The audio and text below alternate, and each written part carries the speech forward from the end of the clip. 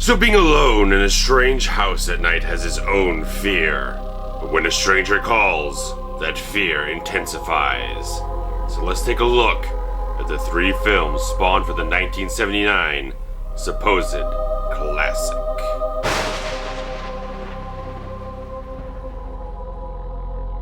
So it might seem strange to do sort of a franchise retrospective look back at a couple of films that no one ever really sees as a franchise. It's like a Friday the 13th or a Halloween or a Hellraiser type of thing.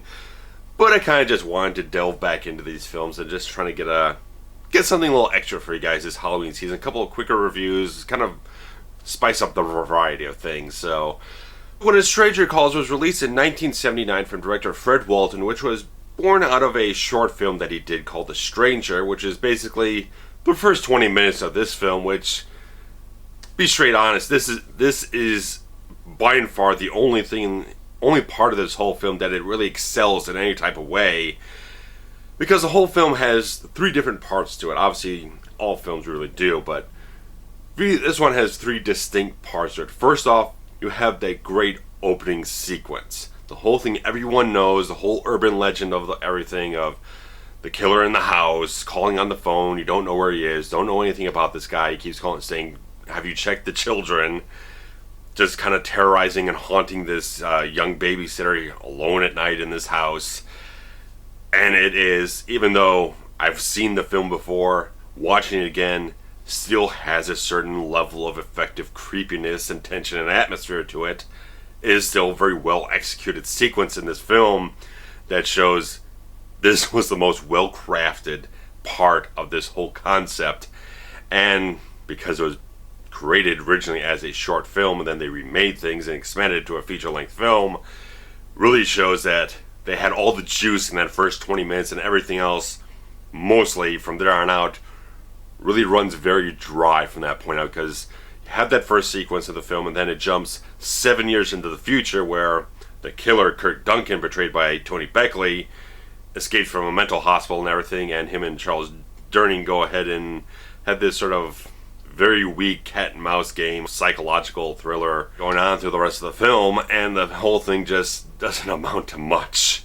This is a very slow, monotonous, and boring sort of detective thriller when this is the 70s, at that kind of 70s pace, but you could have someone like a William Friedkin or Alfred Hitchcock take this sort of concept with a much stronger script, with better ideas, a much stronger execution, and make it such a compelling thing. Fred Walton shows that there's just nothing here to really delve you into with these characters. I mean, Charles Durning's a solid actor. He does a good job as sort of this sort of blunt PI in the film. Just has a very kind of straightforward, kind of barrel right through everything type of attitude and everything. And he does a fine job in the role. And Tony Beckley does have a few slight bits of creepiness to his performance. In a certain way, he is effective, but in a long run, he's just not very convincing as this sort of deranged, psychopathic killer that could mangle and mutilate someone with his bare hands. He's a very frail-looking guy, and Beckley apparently was very terminally ill at the time of shooting the film and died shortly thereafter. So he did a good performance, but it just feels like it wasn't right. Things weren't written right. They weren't executed the right way. The character could have needed more to him instead of being this sort of meek type of frail type of guy. Just needed much more of that. Say more what you would expect from later on psychological sort of serial killer movies, with the Silence of the Lambs of Manhunter or Seven or something like that, where there's just these much more savage, violent type of guys that are just, you can really see just from looking at these guys, you can see a very dangerous thing lurking underneath their surface. With Beckley's performance as Kurt Duncan, there's not really that there. There's a spark of something, but the writing just doesn't allow it to come out, and just so many little things that just don't quite fit together. And there's no momentum, there's no tension. Once that first 20 minutes is done, there's almost no tension in this film at all. It just kind of just meanders along on this very generic type of detective thriller type of thing. It's just not really anything going on. This is well before you had really strong psychological thrillers, where you had, after the time where the whole psychological profiling of criminals really kind of got into the mainstream and everything. You saw all these things like Manhunter or Silence of the Lambs, or later on your Criminal Minds, CSI, television series type of stuff, where you just really got deeply into the psyches of these characters. This is just straightforward, hitting the streets, trying to find where the guy is, and that's it. There's no real psychological element to the whole thing, and really doesn't go anywhere until you get back into the third act of the film, where it shifts back to Carol Kane's character from the beginning of the film. She's now older, she has a husband, she has kids, which factors into something else later. But now she's grown up, she has her own family and everything, and Kurt Duncan somehow, some way, has to find out where she lives, finds out what restaurant she's at, and calls her up and freaks her out and everything, and starts talking to her in the last 20 minutes of the movie. And then gets back into being very much a horror type of style and everything, with the tension, the atmosphere, just like you're really wrapped up in something right now. You got your nerves a little bit on edge and everything. So it taps back into what worked in the beginning of the film, because it's trying to do the same type of thing. The whole big sort of 40 minutes chunk in the middle of the movie has none of that. It has nothing to do with Carol Kane's character at all, period. These are completely sort of separate and compartmentalized, in the most part, type of things. It doesn't really kind of fit together. It doesn't really kind of come together as a big, solid type of exciting package or whatnot. And the climax of the film is good, not nearly as good as the beginning of the film, which is very tense, very creepy, very well shot. There's like great use of music. The music, how things is shot, how things are just put together in all types of ways, really just shows you how you make atmosphere, how you make tension in a film. Just a couple of shots here and there, how they kind of cut to the different parts of the house at the beginning of the film, just the clock moving around and this type of stuff, just like little things that just like get you really, just kind of draws out that tension, just kind of gets you going and everything. And the end of the film is pretty good, but just doesn't quite make up for all that slow, monotonous type of stuff throughout the rest of the film. And everyone does a good job. Carol Kane does a great job. Charles Durning, fantastic actor, does a great job. Beckley does as good of a job as he can with how he's directed, how the script is and everything. But ultimately, this film, regardless of what I think about it, obviously was very successful. It was a $1.5 million budget, earned back $21 million, so people were glowingly happy at the studio and the filmmakers themselves. Flash forward 14 years later to 1993, and you get a Showtime direct-to-cable sequel for this film, When a Stranger Calls Back. Also directed by Fred Walton, bringing back Charles Durning and Carol Kane. And I did see this film way before I saw the original. I know I saw this. There are a couple of things that are very much familiar to me. I knew I saw this film before. And watching it again last night, just kind of spoil it here, I think this is the most cohesive and most well-balanced film of all three of these. I thought a lot of things just gelled a little bit better. This one still has that same type of structure the first film had, while throwing in a couple of fresh twists to the whole concept. I really like the opening sequence. Now, obviously, this is probably 20 years after I've even seen the film, so it's pretty much more of a fresh experience, not knowing exactly what twists and turns they're going to go for. But seeing it in fresh of a mind as I had, just like, this was a very effective, creepy sequence. It doesn't lose much of anything. Probably even builds a little bit on what was in the first film. That it does turn things on its head, throw in a few interesting twists with this character of Julia in the film, who is, again, a babysitter who gets terrorized by a guy in a different type of way. There is no phone calls. It completely turns it on its head by the phone lines getting cut completely. And there's this... She keeps having this guy coming up to the front door and everything while she's babysitting a dark house alone at night and everything. Just saying his car's broke down, trying to get her to call the auto club, but the phone's not working. But obviously, it's like, you're alone at night, you're a vulnerable girl, guy at the door, you don't know who this guy is. You're not going to tell him the phone's not working. You're not going to tell him that you're the babysitter, there's no one else here. You're not going to put yourself in that type of situation where you're going to give this guy the knowledge that you're so much more vulnerable, and if he's going to attack you, all that kind of stuff. So I thought it was really well written. First off, very smartly written, that type of way. There's nothing dumb about this movie. Some weird stuff at the end of the film, but the first 20 minutes of this film was very effective, creepy, tension-filled type of stuff. It was very well executed by Fred Walton. And I think this opening sequence has, overall, I think the film has very good cinematography, but in this first sequence, I just kind of like, because there's a few moments of very suggestive type of camera angles, maybe not even intentional or whatnot, but it's like one shot where character of Julia is sitting there in the chair in the living room, and off to the left of the screen you just got this dark hallway all the way back. Just like my eyes could not stop directing themselves towards that, just like, is something going to come out there? Are we going to see a shadow? Are we going to see a movement or something like that? Whether it was intentional or not, it just, these little things that a seasoned horror fan kind of picks up on. It's like, that's the kind of thing that someone would do in a certain, if they're going in a certain direction and whatnot. But this film really, this sequence really keeps it very tight and everything, really keeps the tension going. Just like, and as the film goes on, there are a couple other good sort of twists to the whole storyline. And after this, the film just flashes forward about 5 years, and you can see the very traumatized woman that this character of Julia has become. Schoelen does a very, very solid performance, a very powerful emotional range and everything. I thought she was very effective and very impressive in this role.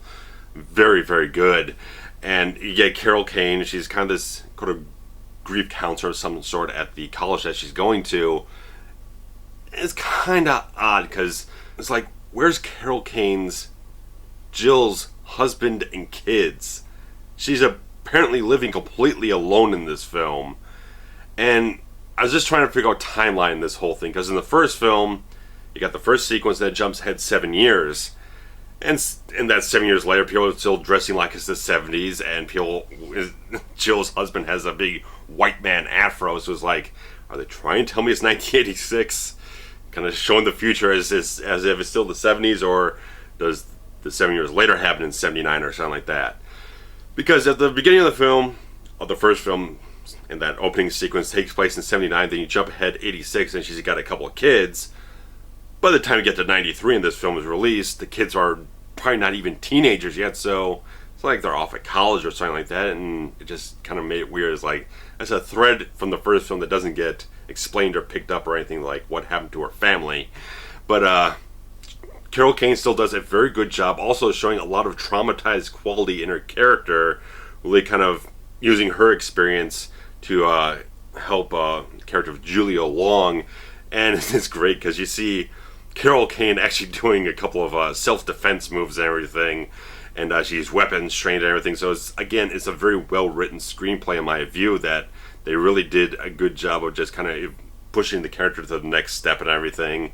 And Charles Durning comes back as sort of a private investigator again, trying to unravel this mystery, and it's kind of a refreshing take that he has on this type of detective sort of trope and everything, that he is a guy driven very much by evidence. He's not so much speculation, not really any type of emotions, like if the evidence isn't there to support a certain thing, he doesn't quite go that deeply for it. It's like, if he thinks it, at certain points in time, he thinks everything is really a lot more in Julia's head, that she's just kind of imagining all this stuff out of a traumatized fear or whatnot.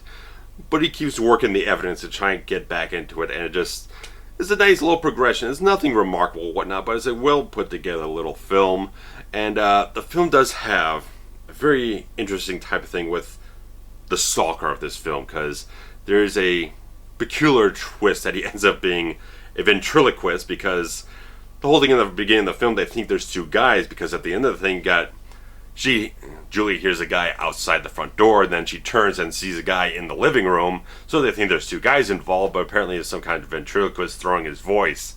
And in a way, this film does something's right, something's wrong with this character. That the less you know about this guy, the creepier he fucking is. Just like this complete kind of shadow in the dark type of thing. It's just really good. And but the film, once it does try to get a little bit into the guy's psyche, it's a little too late in the film, because once you get to that point, now it's the third act of the film and it's wrapping up. So it's like, once you start to try to get something on this character, it just kind of goes nowhere and falls apart a little bit. And there's a weird, bizarre, kind of chameleon type of contrivance in the climax of this film, because when you see this guy on stage, he's painted up in black face, which sounds really bad, but he's in this kind of black shadowy type of thing. He doesn't want the spotlight on him, and it's really creepy when you get a little insight into this guy's head and everything. He's very dark and sort of deranged and everything. very grim and creepy. But the climax of the film is really kind of weird and everything in a certain way, that he's hiding in Jill's apartment and he's doing this chameleon type of thing. It's like, how did he paint himself up as the wall? So it's weird stuff, but it's still get creepy and effective too. So it's a little weird, but still works in a certain way. If you get past the kind of weird contrivance of making it happen, you can enjoy it. And about halfway through this film, maybe a little bit more than that, you kind of get reminded that this was not just a regular sort of network TV movie. This was a Showtime cable movie, because the guy does his ventriloquist act in a topless bar where all the waitresses have their tits out. And okay, that was probably my favorite moment in the film. Very fun, very intriguing, and serves no purpose to the plot, but why the hell not? Just throw it in there. So but this film, I kind of liked it. I felt this film just had much more of an even, consistent type of quality to it. Just kept the mystery kind of clever and interesting as it went along. Just had a couple other things here. The Charles Durning's character of John Clifford just kind of, he's delving a little bit into psyche this time, just kind of figure out what the guy is all about, how he pulled everything off. Just, it's kind of interesting, kind of works for me. It just felt very even, well balanced, well paced. I thought the film was nicely written. I know there's a Riff Tracks version of this film out. I don't know exactly what they tear apart in that thing, but feel free to go check it out if you like. On their website, you can watch the movie and the commentary at the same time. But this was the end of the road for this part of the franchise until 2006 gave us a remake. Fuck this movie. Fuck this movie long. Fuck this movie hard. Fuck this movie. I hated this fucking movie. Fucking hell. This is directed by Simon West, who did Con Air and The General's Daughter and has done anything else worth a living fuck since then that's worth any piece of shit. Maybe Expendables 2 on a slight level. This movie sucks. I wondered how because I knew the trailers and everything, that they were pretty much making the first 20 minutes of the original film the main body of the whole film. And I was trying to figure out how exactly you take 20 minutes of a film and stretch out to about, 70 minutes or whatnot. The answer is padding. This film is padded to living shit. This film even has setup for the padding. Oh my god, this film is fucking awful to me. This movie was near insufferable to watch. I could not tolerate this movie at all. Mainly because this film is filled with so much false tension. This film utilizes tension-filled score in moments that have absolutely nothing to do with tension. My god, this film is just so obsessed with tension and everything for no reason whatsoever. It has false jump scares. It has just so much padding before you get to anything at all, and then just pads it out. And this film takes dialogue from the first film absolutely verbatim. Not a word of it is changed in certain moments. It is the exact same dialogue that Carol Kane said in the first movie, in that first sequence. This film sets up padding, like I said, because it is not taking at all the same approach as the first film did, which in a way, yeah, that could be refreshing if you're doing shit that actually works.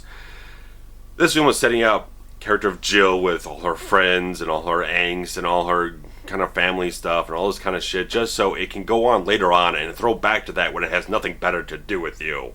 To have a friend show up at the house and talk to her for a minute and a half and have her go out and have the car won't start and this kind of shit, just cliche type of crap. And then she gets calls from her boyfriend, so you can pad out the run times a little more, stretch it out for no damn reason. It has nothing to do with the damn plot, just keeps going on and doing nothing at all that is worth a fucking crap.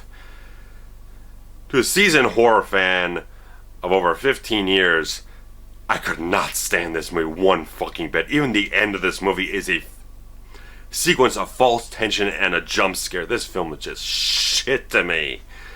I mean, Camilla, Belle, fine actress. She does a fine job. Nothing I really have to complain about. She does as good of a job as she can with the crap material she's given.